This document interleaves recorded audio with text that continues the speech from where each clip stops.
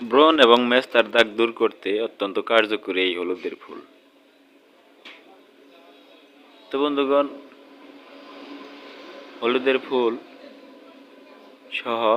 হলুদের বিভিন্ন অংশ আয়ুর্বেদ শাস্ত্রে অতি প্রাচীনকাল থেকেই বিভিন্ন ধরনের চর্মরোগে